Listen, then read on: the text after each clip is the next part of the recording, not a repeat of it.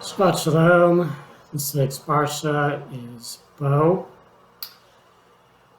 the third reading in the book of Exodus, encompassing the last three plagues inflicted upon Egypt.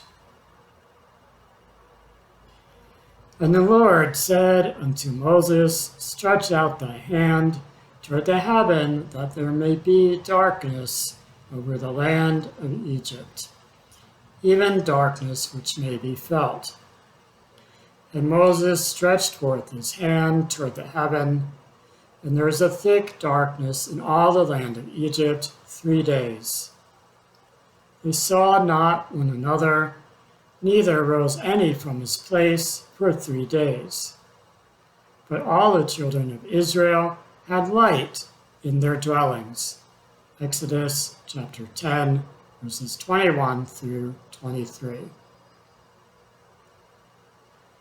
Or HaChaim explains that according to certain rabbinic commentators, the darkness that originated in a heavenly place may be likened to the description of darkness as found in Psalms. Quote, He made darkness his hiding place, his pavilion round about him, darkness of waters, thick clouds of the skies. Psalms 18, verse 12. It's also mentioned in Shemot Rabbah 14. This verse conveys the understanding that Hashem, who is surrounded by atmospheric darkness, is hidden within those phenomena. This may explain why Moshe raised his hand to the sky instead of raising his staff.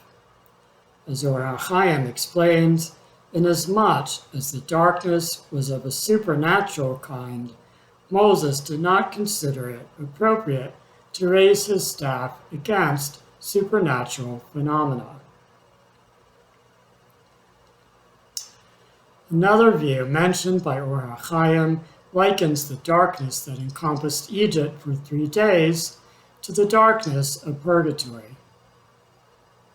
Or HaChaim comments that both views may be feasible within the context of the plague's duration. According to Rashi's rendering, there are 2 sets of 3-day periods of darkness, since each plague always lasted for a week. So, during the first 3 days, no person could see another, and during the second 3 days, no one could get up from where he was. Incidentally, the 7th day of darkness occurred at the encampment of the Egyptians who had pursued Bnei Israel to the edge of the Sea of Reeds. How might these considerations be further understood in a manner of rendering some significance to the comments beyond their face value? If we consider that Hashem, who is surrounded by dark clouds, refers as well to our inability to draw close to him unless we enter a place of unknowing, wherein we cannot fully rely on our intellectual understanding of him, we are gaining understanding of the nature of his essence, as well as our relationship to him. The Egyptians were not able to see beyond the darkness, yet the children of Israel who had light in their dwellings were closer to God than their neighbors.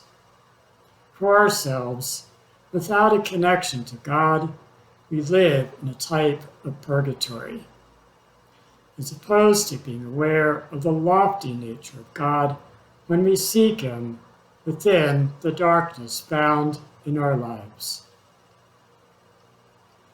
Shabbat Shalom.